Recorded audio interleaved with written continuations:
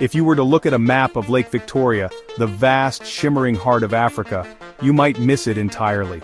A tiny, almost insignificant speck of rock, barely a dot on the page. This is Migingo Island. It's smaller than a football pitch, yet it's home to hundreds of people, earning it the reputation as one of the most bizarre and densely packed human settlements anywhere on Earth.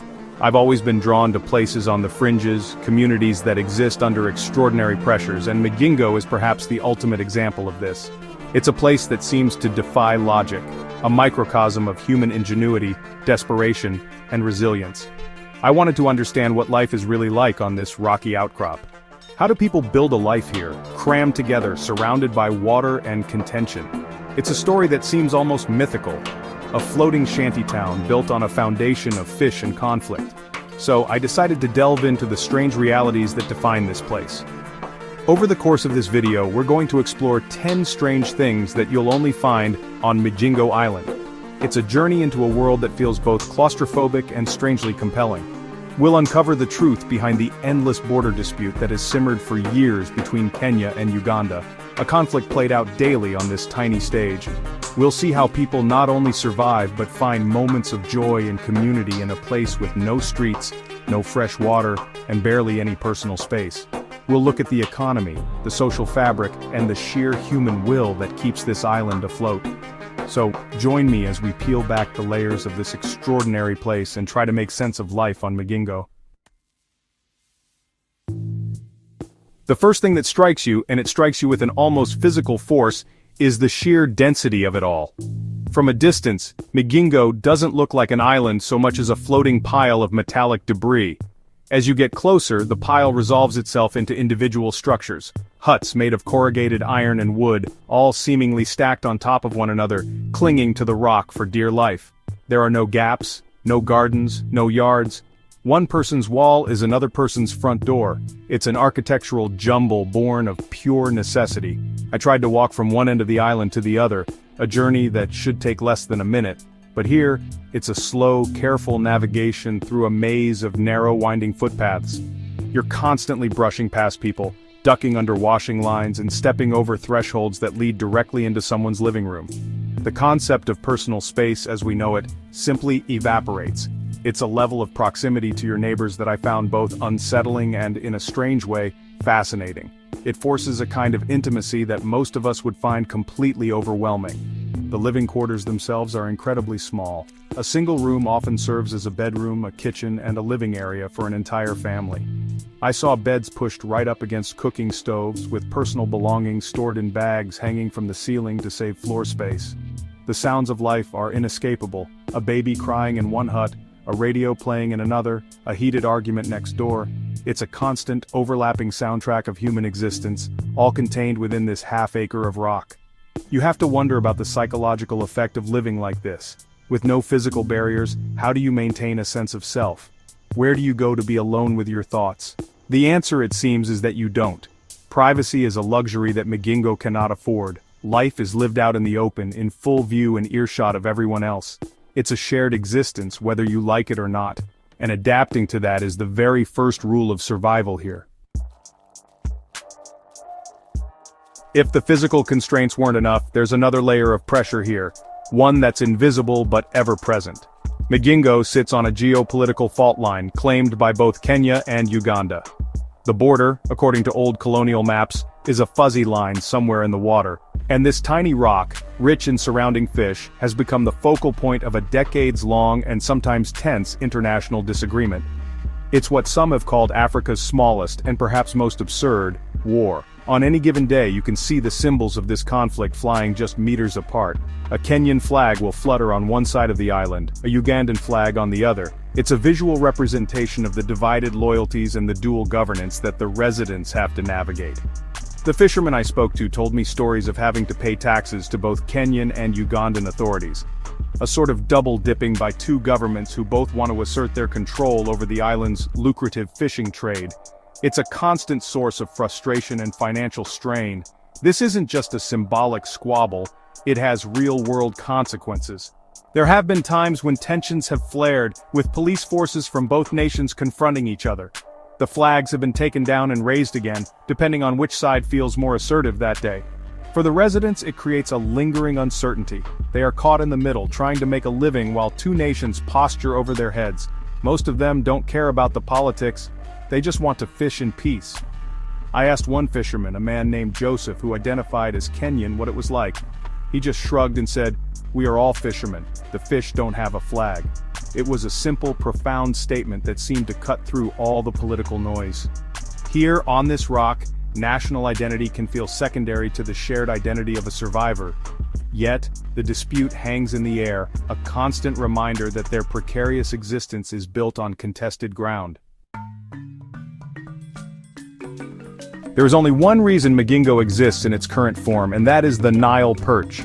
This enormous predatory fish introduced into Lake Victoria decades ago can grow to be the size of a man and fetch a high price on the international market. The deep waters surrounding Migingo are some of the richest breeding grounds for this fish, and that is the island's sole economic purpose. It's a gold rush town, but the gold is silvery and scaled, and it has to be pulled from the dark waters of the lake every night. The rhythm of the island is dictated by the fishing cycle. During the day, Migingo is relatively quiet. The men are sleeping, mending their nets, or preparing their small wooden boats. There's a sense of anticipation, a calm before the storm. But as dusk begins to fall, the island slowly awakens.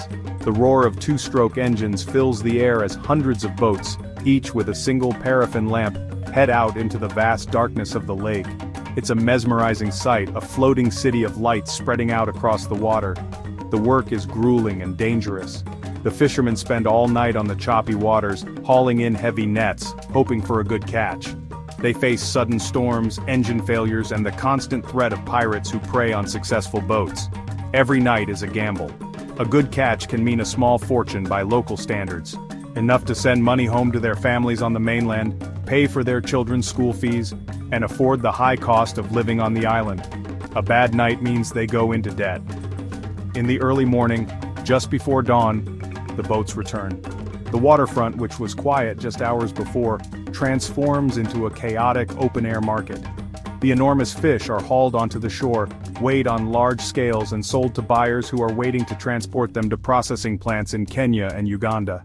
This is the moment of truth. The air is thick with the smell of fish and diesel, and the sounds of haggling and celebration. It is here on this muddy, crowded shore that the fate of the island and its people is decided day after day. With so much money changing hands and a simmering border dispute, law and order is a serious concern. And the solution on Migingo is as unusual as the island itself: a joint police presence. Both the Kenyan and Ugandan governments station a contingent of police officers here. They live on the island, crammed into the same tiny shacks as everyone else, sharing the same narrow pathways. It's a strange and at times visibly awkward arrangement. You'll see a Kenyan officer in his uniform sharing a meal just feet away from his Ugandan counterpart. They are meant to be cooperating, keeping the peace, and policing the fishermen, but they are also representatives of two rival states. I watch them on their patrols, walking the island's perimeter. There's a professional courtesy, but you can feel the underlying tension. They are living symbols of the ownership dispute, armed and in uniform in a space where you can't swing a cat without hitting someone from the other side. The fishermen have a complicated relationship with them. On one hand, the police offer protection from pirates on the lake, a very real threat. On the other hand, they are the enforcers of the fishing regulations and the collectors of the controversial taxes. Many fishermen accuse them of corruption and harassment, demanding a share of the catch or imposing arbitrary fines. It's a delicate balance of power. The police need the fishermen to justify their presence, and the fishermen reluctantly need the police for security. This constant surveillance adds another layer to the claustrophobia. In a place with no secrets, the police see and hear everything. Their presence is a constant reminder that this is not just a community, but a contested territory under official watch. It's another of Migingo's many contradictions. The very people meant to provide security are also a source of tension and a physical manifestation of the conflict that defines the island's existence. It's one of the great ironies of Migingo. The island is surrounded by the second largest freshwater lake in the world, a seemingly endless supply of water stretching to the horizon. Yet, not a single drop of it is safe to drink. The lake water around the island is heavily polluted from the settlement itself and the boat traffic. As a result, one of the most fundamental necessities for human life, fresh water, is a precious and expensive commodity that must be imported. Every day, boats arrive from the mainland, their primary cargo not fish, but large yellow jerry cans filled with clean drinking water. This water is then sold to the residents, and the price is high. A 20-liter can cost several times what it would on the mainland, another significant expense in a life already filled with them. For the residents of Migingo, water isn't something you just turn on a tap for. It's a calculated daily purchase, like bread or milk. This scarcity dictates daily routines. Every drop is used carefully. Water for drinking and cooking is the priority. Water for washing clothes or bathing is used sparingly, often rationed. I saw people washing dishes in small basins, reusing the same soapy water multiple times before finally discarding it. Showers, as we would imagine them, are non-existent. Bathing is a quick affair using a small bucket of water in a tiny designated cubicle. Nothing is wasted. This constant low-level anxiety about a basic resource adds to the pressures of life here. It's a reminder of their complete dependence on the outside world for survival, despite their physical isolation. Living on a rock in the middle of a lake, the one thing you think you'd have in abundance is the one thing you have to pay for. It's a stark illustration of the challenges of creating a habitable space in such an inhospitable environment. As the sun sets over Lake Victoria, Migingo doesn't plunge into complete darkness. Instead, a faint, modern glow begins to emanate from the shacks. There is no municipal power grid here, no cables connecting the island to the mainland. The island runs almost entirely on the sun. Small rectangular solar panels are a common sight, perched precariously on the corrugated iron roofs, angled to catch every possible ray of equatorial sunshine. During the day, these panels soak up energy, charging car batteries that are stored inside the tiny homes. This is the island's power source. It's enough to power a single light bulb, charge a mobile phone, or play a small radio. It's a simple, off-grid solution born of necessity, and it has transformed life on the island after dark. It allows businesses to stay open a little later, children to study, and families to have some light in their homes. The business of power is, like everything else here, a micro-enterprise. Some residents with larger solar setups run charging stations. For a small fee, you can leave your phone or a portable battery pack to charge for a few hours. I saw dozens of phones lined up on shelves, all plugged into a web of wires leading back to a single humming battery. It's a vital service in a community that relies heavily on mobile phones to stay connected with families on the mainland and to conduct business. At night, this solar-powered existence creates a unique ambiance. The dim, individual lights from each hut give the island a speckled, almost festive look from the water. It's not the bright, uniform glare of a city, but a collection of small personal glows. It's a quiet, resilient kind of modernity. In a place defined by so many limitations, the ability to capture and store the power of the sun feels like a small but significant victory against the darkness. So I mentioned the lack of physical privacy, but honestly, the consequences of that run deeper than just being in close quarters. On Migingo, there are no secrets. Sound travels through the thin tin walls as if they weren't even there. A private conversation is basically a public announcement. A family argument becomes, well, neighborhood theater. It's a life lived on a stage where everyone is both an actor and an audience member. This enforced transparency, it really shapes social interactions in a profound way. Disputes, for example, are rarely handled behind closed doors. They just spill out into the narrow pathways, and the community often becomes the mediator. I witnessed a heated disagreement between two fishermen over a debt. Within minutes, a small crowd had gathered, not as passive observers but as active participants offering opinions, taking sides, and ultimately helping to broker a resolution. It's a form of instant, informal justice. This constant proximity also forges an incredibly close-knit community. People rely on each other for everything. If someone is sick, their neighbors will be the first to know and to help. If a boat engine fails, other fishermen will tow it back to shore. There's a powerful sense of shared fate. You just can't afford to make enemies when you have to see them, hear them, and brush past them a dozen times a day. Grudges are really difficult to maintain in such a compressed environment, but, it's a double-edged sword. While it fosters community, the lack of solitude can be mentally exhausting. I spoke to a woman who had recently moved to the island to be with her husband. She told me the hardest thing to get used to was the noise and the feeling of always being watched. "You can never just be quiet," she said. "Your life is not your own. It's the price of admission to this unique society. You must trade your privacy for a place in the collective." Given the border dispute, you might expect Migingo to be sharply divided along national lines, a Kenyan side and a Ugandan side. But honestly, the reality on the ground is far more fluid and complex. The island is less of a battleground and more of a miniature melting pot, drawing people not just from Kenya and Uganda, but from Tanzania and even further afield.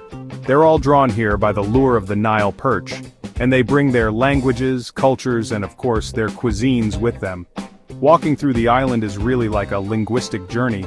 In the space of just a few meters, you can hear people conversing in Swahili, Luo, Luganda, and English, often all mixed together in a single sentence. This blend of languages is basically the soundtrack of the island, a constant reminder of the diverse origins of its inhabitants. They may hold allegiance to different flags, but here they've created a unique pidgin culture that belongs only to Migingo. This fusion is most apparent in the food. Small, makeshift kitchens serve up a variety of dishes. You can find Ugandan-style matoke, steamed plantain, being sold right next to Kenyan ugali, which is maize porridge. The staple, of course, is fish, and it's cooked in every way imaginable. Deep-fried, grilled over charcoal, or stewed in rich, spicy sauces that reflect culinary traditions from all across the Great Lakes region. The food is a delicious, tangible expression of the island's blended identity. The music tells a similar story. In the evenings, the sounds of different musical styles drift from the small bars and radios. You might hear the infectious rhythms of Kenyan benga music, followed by the smooth melodies of a Ugandan Kadongo Kamu song. It's a shared cultural space where people come together not as Kenyans or Ugandans, but as residents of Migingo, united by their shared circumstances and their hope for a better life, powered by the bounty of the lake. The concept of a street is completely alien to Migingo. There are no roads, no avenues, no boulevards, not even a path wide enough for a bicycle or a wheelbarrow. The entire island is a web of precarious, narrow, and often muddy footpaths that weave between the tightly packed structures. Movement here is a skill that has to be learned. It really requires balance, agility, and a constant awareness of your surroundings. Everything that arrives on the island must be carried by hand from the shore to its final destination. I watched men and women hauling heavy jerry cans of water, sacks of maize flour, crates of beer, and even furniture through these claustrophobic corridors. It's honestly a testament to human strength and endurance. The simple act of bringing groceries home becomes a significant physical effort. There are no shortcuts, only the winding, congested path. This absence of vehicles creates a unique soundscape. There is no rumble of traffic, no blaring of horns. The dominant sounds are human voices, music, the hammering of a carpenter, the laughter of children. But the lack of space also creates a different kind of congestion. The pathways can become jammed with human traffic, especially in the morning when the fish are being landed, or in the evening when people are moving about. It's a slow, shuffling dance of coexistence.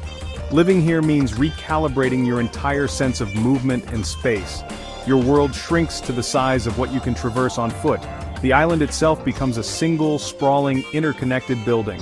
To go from one place to another is not to travel down a street, but to move through a series of outdoor rooms and corridors, always in close contact with your neighbors. It's a pedestrian-only world, taken to its most extreme conclusion. In a place defined by hard work, scarcity, and confinement, you might wonder where people find an escape. The answer, perhaps surprisingly, lies in a handful of tiny bars and entertainment spots clustered near the waterfront. After a long night on the lake or a day of mending nets, this is where the island comes to unwind. These establishments are as cramped and makeshift as everything else, but they serve a vital purpose. Inside these small, dimly lit shacks, you'll find the staples of leisure: warm beer, a television showing a football match, and most remarkably, several pool tables. Seeing a full-size pool table on an island where every square inch is contested is a strange sight. They must have been brought over on several boats and painstakingly reassembled. Their presence is a bold statement about the importance of recreation, a defiant carve-out of space for fun. The atmosphere in these places is lively. Fishermen, flush with cash from a good catch, will buy rounds of drinks, their laughter mixing with the clack of pool balls and the commentary from the TV. It's here that the stress of their precarious lives seems to melt away, even if just for a few hours. They share stories from the lake, debate football, and enjoy a moment of normalcy in their extraordinary world. It's a glimpse of the universal human need for social connection and relaxation. These bars, brothels, and pool halls are the social heart of Migingo. They are the release valve for the immense pressure that builds up in this compressed community. While the island is fundamentally a place of work, a relentless 24/7 operation to pull wealth from the lake, these small pockets of leisure are a crucial reminder that it is also a place where people live. They are spaces of humanity, proving that even on a tiny contested rock in the middle of a lake, people will always find a way to make room for joy.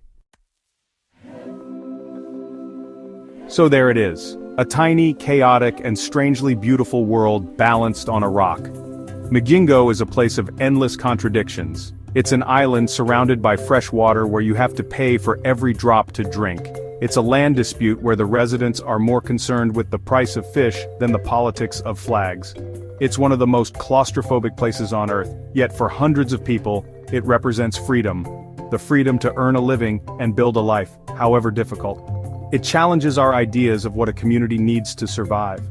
As I reflect on my time exploring this incredible settlement, I'm left with a sense of awe at the human capacity to adapt. The people of Migingo have taken an inhospitable piece of granite and through sheer will and ingenuity, turned it into a functioning, vibrant, and complex society. It's a raw, unfiltered look at humanity under pressure, a story of survival, community, and the relentless pursuit of a better life, played out on one of the world's most unlikely stages. It makes you question what is truly necessary and what is simply a luxury. It leaves me with one final question for you. Looking at this life, the crowding, the scarcity, the constant hustle, do you think you could survive a week on Migingo Island? What part of this life would you find the most challenging? Let me know your thoughts in the comments below. I'm always fascinated to hear your perspectives. And if you found this journey as compelling as I did, please consider liking this video, sharing it with someone who might be interested, and subscribing for more stories from the world's most unusual corners.